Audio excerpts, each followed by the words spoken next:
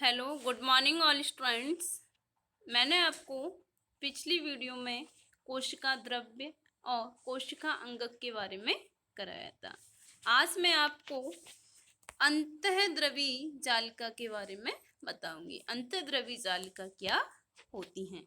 तो स्टूडेंट्स, आप सभी साथ ही साथ नोट्स भी बनाते चलिए और साथ ही साथ आप लोग रिवीजन भी करते चलिए। आइए देखते हैं आज का टॉपिक अंतःद्रवी जालिका क्या है। अंतःद्रवी जालिका झिल्ली युक्त नलिकाओं तथा सीट का एक बहुत बड़ा तंत्र होता है। स्टूडेंट्स, जैसे कि हमने आपको अब कोशिका द्रव्य के बारे में भी बताया, कोशिका अंगक के बारे में भी बताया, वैसे ही ये हमारी जो अंतःद्रवी जालिका की जो नलिका होती हैं, ये एक किससे बहुत बड़े तंत्र से मिलकर बनी होती हैं। ये लंबी नलिकाएं अथवा गोल या आयताकार थैलों या पुट्टिकाओं की तरह दिखाई देती हैं। हम कह सकते हैं ये हमें नलिकाएं कैसी दिखाई देती हैं, ये थैलों के अकॉर्डिंग, ये हम कह सकते हैं ये गुच्छों के रूप में ये नलिकाएं हमें दिखाई देती हैं। अंतःद्रवी जालिका की रचना भी प्लाज्मा झिल्ली के समरूप होती है और ये हमें कैसी दिखाई देती है, ये प्लाज्मा झिल्ली के समान या समरूप दिखाई देती है। अंतःद्रवी जालिका दो प्रकार की होती हैं। यह अंतःद्रवी जालिका कितने प्रकार की होती हैं? ये दो प्रकार की होती हैं। नंबर 1 खुरदरी अंतःद्रवी जालिका और नंबर 2 चिकनी अंतःद्रवी जालिका। अब स्टूडेंट्स, थोड़ा सा हम इसके बारे में समझेंगे कि खुरदरी अंतःद्रवी जालिका क्या होती है। ये हम इन अंतःद्रवी जालिकाओं को हम माइक्रोस्कोप या सूक्ष्मदर्शी के माध्यम से देखते हैं तो ये हमें खुरदरे रूप में दिखाई देती हैं, क्योंकि इनके अंदर राइबोसोम्स पाए जाते हैं, इसलिए ये हमें खुरदरे आकृति की दिखाई देती हैं। और सेकंड नंबर इसका क्या होता है, ये चिकनी अंतःद्रवी जालिका होती हैं। सूक्ष्मदर्शी से देखने पर खुरदरी दिखाई देती हैं क्योंकि इनमें राइबोसोम्स पाए जाते हैं। जैसे कि स्टूडेंट हमने आपको बताया था, ये खुरदरी रूपी हमें ये क्यों दिखाई देती है, क्योंकि इसके अंदर राइबोसोम्स पाए जाते हैं, उसके माध्यम से ये हमें खुरदरी दिखाई देती है। कुछ प्रोटीन तथा वसा कोशिका झिल्ली को बनाने में सहायता करते हैं और हमारी झिल्ली किससे बनती है? प्रोटीन वसा कोशिका झिल्लियों को बनाने में सहायता करता है। प्रोटीन और वसा से मिलकर हमारी झिल्लियों का निर्माण होता है। इस प्रक्रिया को झिल्ली जीवात जनन कहते हैं। कुछ अन्य प्रोटीन तथा वसा एंजाइम एवं हार्मोन्स की भांति कार्य करते हैं। कुछ जैव रासायनिक क्रियाओं के लिए कोशिका द्रव्य ढांचे का कार्य करती हैं। एक वर्ग के जंतु जिन्हें कशेरुकी भी कहते हैं। और ये हम कह सकते हैं जो जंतुओं की जो कोशिकाएं, ये हम कह सकते हैं इनके अंदर एंजाइम्स या हार्मोन्स पाए जाते हैं। ये किसकी? प्रोटीन या वसा या एंजाइम्स या हार्मोन्स की भांति ये कार्य करते हैं और ये कशेरुकी जंतुओं के अंदर पाई जाती हैं। आइए स्टूडेंट्स, तो आगे नेक्स्ट टॉपिक देखते हैं क्या है। हमारा नेक्स्ट टॉपिक है जंतु कोशिका। जंतु कोशिका क्या है? जंतु कोशिका किसे कहते हैं? जैसे कि स्टूडेंट्स, अभी मैं आपको बता रही थी कि ये कशेरुकी जंतुओं में जो हमने आपको बताया, प्लाज्मा झिल्ली, कोशिका द्रव्य, कोशिका अंगक, ठीक है, अंतःद्रवी जालिका, ये किसके अंदर? ये कशेरुकी जंतुओं के अंदर पाई जाती हैं। तो आइए आज हम जंतु कोशिका के बारे में देखते हैं कि जंतु कोशिका क्या है, किस प्रकार से होती है। जैसे कि स्टूडेंट्स, आपको ये स्टिक्स दिख रही हैं और इनके जंतु कोशिका के अंदर क्या पाया जाता है, ये आपको दिखाई दे रहे हैं। इनको हम क्या कहते हैं? गाल्जी उपकरण कहते हैं। गाल्जी बॉडी या गाल्जी उपकरण। और हमने आपको बताया था ये हमारी अंतःद्रवी जालिका कितने प्रकार की होती हैं, तो दो प्रकार की होती हैं, जिसमें से हमने आपको एक पॉइंट बताया था, चिकनी अंतःद्रवी जालिका। ठीक है स्टूडेंट्स, तो ये जो आपको दिख रही है ये कैसी? ये चिकनी जो अंतःद्रवी जालिका होती हैं, ये इस टाइप से आपको दिख रही हैं। और केंद्र का आपको कहाँ दिख रहे हैं? ये आपको ये इस टाइप से दिख रहे हैं। ये केंद्रक भी पाए जा रहे हैं इसके अंदर। केंद्रकी का मीन्स जिसके अंदर केंद्रक उपस्थित होते हैं, और ये आपका केंद्रक भी पाया जा रहा है। और कोशिका द्रव्य, हमने आपको स्टूडेंट्स बताया था कि कोशिका द्रव्य का क्या कार्य होता है। तो हमने आपको बताया था जो हमारी कोशिका होती है वो उस द्रव्य पदार्थ के माध्यम से अपने भोजन को यूज करती हैं। खुरदरी अंतर्द्रवी जालिका, ये स्टूडेंट्स आपको दिखाई दे रही हैं, ये खुरदरी अंतर्द्रवी जालिका हैं। ये हमने आपको बताया था कि ये हमें माइक्रोस्कोप के माध्यम से देखने पर ये हमें खुरदरी दिखाई देती है, क्योंकि इनके अंदर राइबोसोम्स पाए जाते हैं। स्टूडेंट्स, ये माइटोकॉन्ड्रिया, जंतु कोश का केंद्र क्या पाई जाती है? माइटोकॉन्ड्रिया भी पाई जाती है। माइटोकॉन्ड्रिया के बारे में भी हमने आपको बताया था कि माइटोकॉन्ड्रिया क्या होती है, इसको हम कोशिकाओं का ऊर्जा गृह भी कहते हैं। क्यों कहते हैं ऊर्जा गृह? क्योंकि इसके अंदर अधिक मात्रा में हम कह सकते हैं ये ऊर्जा का भंडारण होती है, जिसके माध्यम से कोशिका इसी के माध्यम से अपने भोजन को प्राप्त करती है। और इसके अंदर क्या राइबोसोम्स भी पाए जा रहे हैं। राइबोसोम्स के बारे में भी हमने आपको बताया। ये हमारे जो केंद्रक हैं, केंद्रक से जो हमारे अंतर्द्रव्य जालिका होती है, उस अंतर्द्रव्य जालिका के अंदर राइबोसोम्स का भी निर्माण होता है। इसके अंदर लाइसोसोम्स भी पाए जाते हैं। लाइसोसोम्स किस प्रकार से होते हैं? जो लाइसोसोम्स होते हैं ये क्या होते हैं? आपस में एक दूसरे से चिपके हुए होते हैं और इनके प्रत्येक भाग में केंद्रक भाग उपस्थित होता है और इसके अंदर फर्टिलाइजेशन की क्रिया होने पर कोशिकाओं का निर्माण होता है या सेल्स का निर्माण होता है।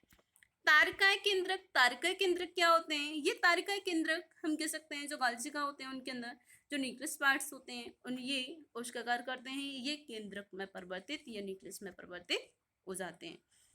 प्लाज्मा झिल्ली, प्लाज्मा झिल्ली क्या है? ये प्लाज्मा झिल्ली जो हमारे सेल्स होती हैं उसकी ये सुरक्षा कवच ही हम कह सकते हैं, ये कोशिका की रक्षा करती है। तो स्टूडेंट्स, इसको हम क्या कहेंगे? ये हमारी जंतु कोशिका कहलाती है। इसके माध्यम से हम कह सकते हैं कि हमारे जंतुओं के अंदर इस प्रकार से ये कोशिकाओं का निर्माण होता है। आइए स्टूडेंट्स फिर आगे नेक्स्ट टॉपिक देखते हैं। फिर हमारा नेक्स्ट टॉपिक दिया है आगे, गाल्जी उपकरण क्या है? गाल्जी उपकरण किसे कहते हैं? तो आइए स्टूडेंट्स, गाल्जी उपकरण के बारे में हम अध्ययन करते हैं कि गाल्जी उपकरण किसे कहते हैं। कैमिलो गाल्जी द्वारा वर्णित गाल्जी उपकरण झिल्ली युक्त चिपटी पुट्टिकाओं का एक तंत्र है जो एक दूसरे के ऊपर समांतर रूप से सजी रहती हैं, जिन्हें कुंडलिका कहते हैं। इन झिल्लियों का संपर्क ER झिल्लियों से होता है और इस झिल्ली जटिल कोशिकाओं इसलिए झिल्ली जटिल कोशिकीय झिल्ली तंत्र के दूसरे भाग को बनाती हैं।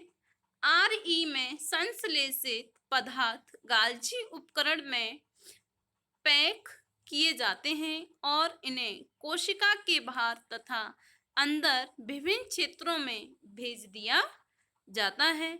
इस कार्य में शामिल है पुट्टिकाओं में पदार्थों का संचयन, रूपांतरण तथा बंद करना। कुछ परिस्थितियों में गाल्जी उपकरण में सामान्य शर्करा से जटिल शर्करा बनती है। गाल्जी उपकरण के दौरान लाइसोसोम्स भी बनाया जाता है। तो स्टूडेंट्स, अभी हमने आपको बताया कि गाल्जी उपकरण क्या होता है। इसके माध्यम से लाइसोसोम्स का भी निर्माण होता है। लाइसोसोम्स, अभी हमने आपको बताए थे कि लाइसोसोम्स क्या होते हैं। तो लाइसोसोम्स ये क्या होते हैं? ये आपस में एक दूसरे से चिपके हुए होते हैं और इनके अंदर केंद्रक भाग या न्यूक्लियस पार्ट्स पाया जाता है। इनके माध्यम से सेल्स डेवलपमेंट होती है या कोशिकाओं का निर्माण होता है। यह किसके? ये जटिल कोशिकाओं के रूप में पाए जाते हैं। ये एक दूसरे से क्रिया करते हैं। तो आइए स्टूडेंट्स आगे देखते हैं। फिर आगे हमारा इसमें दिया है हमारी, अभी हमने किसके बारे में अध्ययन किया था? जंतु कोशिका के बारे में अध्ययन किया था। अब हमारी कौन सी कोशिका है? ये पादप कोशिका। पादप कोशिका का मीन्स क्या होता है? प्लांट सेल्स या पौधे की कोशिका। तो इसके बारे में अध्ययन करते हैं स्टूडेंट्स कि ये जंतु कोशिका से किस प्रकार से भिन्न है। तो हमने आपको बताया था जंतु कोशिका के अंदर भी लाइसोसोम्स पाए जा रहे थे और पादप कोशिका के अंदर भी लाइसोसोम्स पाए जाते हैं। अंतर हमने आपको अभी बताया था, अंतर्द्रव्य जालिका किसके अंदर? जंतु कोशिका के अंदर भी पाई जा रही थी और ये हमारे प्लांट कोशिका के अंदर भी, ये हम कह सकते हैं प्लांट सेल्स के अंदर भी ये खुरदरी जालिका पाई जा रही है, या हम इसको कह सकते हैं खुरदरी अंतर्द्रव्य जालिका।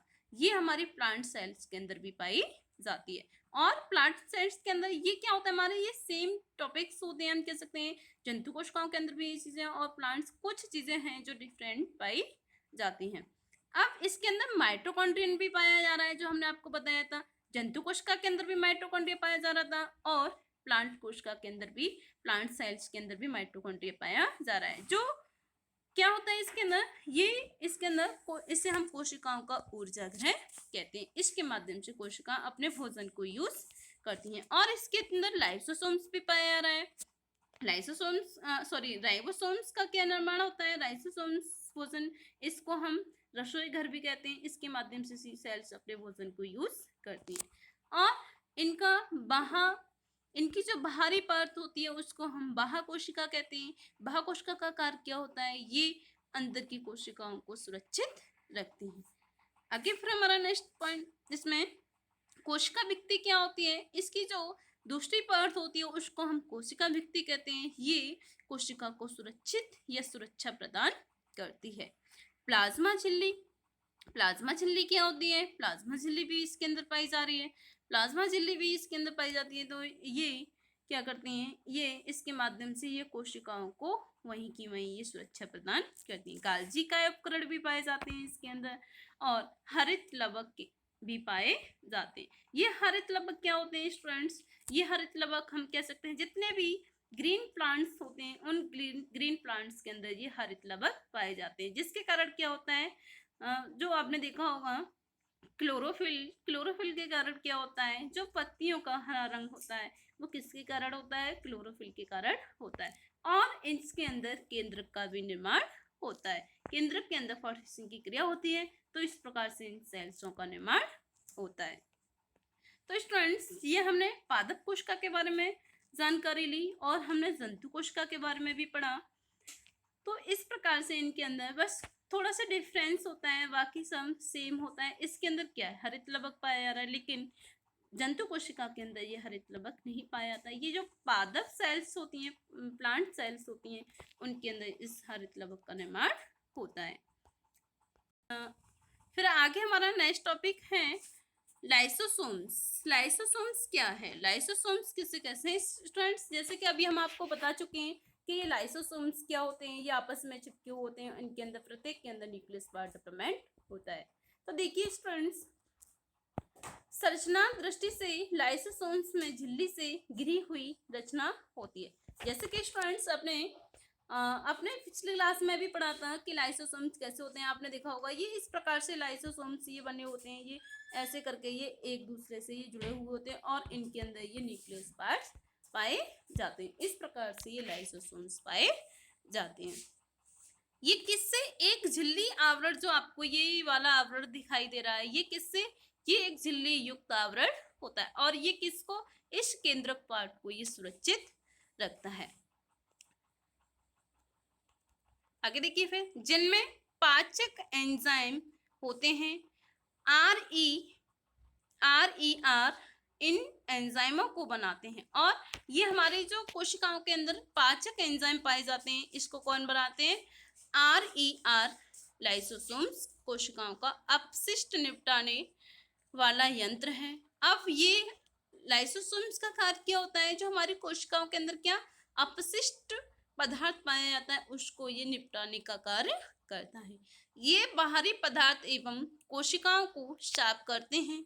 कोशिकाओं के अंदर आने वाले बाहरी पदार्थ जैसे बैक्टीरिया अथवा भोजन तथा पुराने अंगक लाइसोसोम्स चले जाते हैं। क्या होता है इसके अंदर, ये बाहरी जो पदार्थ होते हैं उससे सुरक्षा करते हैं और इनके अंदर जो पुराने लाइसोसोम्स होते हैं वो क्या होते हैं, नष्ट हो जाते हैं और न्यू लाइसोसोम्स का निर्माण होता है, जिससे न्यू कोशिकाएं डेवलपमेंट होती हैं, जो उन्हें छोटे छोटे टुकड़ों में तोड़ देते हैं और एंजाइम्स अपनी ही कोशिका की पाचित कर देते हैं और कोशिका की पाचित कर देते हैं। इसलिए लाइसोसोम्स को कोशिकाओं की आत्मघाती थैली भी कहा जाता है। आत्मघाती थैली का मीन्स ये उनको सुरक्षित रखते हैं, जो इनके अंदर न्यूक्लियस पार्ट्स होते हैं।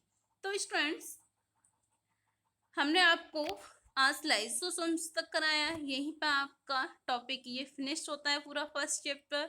और सभी स्टूडेंट्स अपने फर्स्ट चैप्टर के नोट्स बना लें, आपका फर्स्ट चैप्टर कंप्लीट हो चुका है। और आप सभी फर्स्ट चैप्टर के नोट्स जो बनाए हैं आप ग्रुप में सेंड कीजिए, जिससे मैं देख सकती हूँ कि आप लोगों ने किस प्रकार से नोट्स तैयार किए हैं। तो स्टूडेंट्स आज के लिए इतना ही काफ़ी है। आगे हम आपको नेक्स्ट क्लास में जो भी आपका डे होगा उसमें हम आपको सेकंड चैप्टर स्टार्ट कराएंगे। आज के लिए स्टूडेंट्स इतना ही काफ़ी है। Okay, thank you students.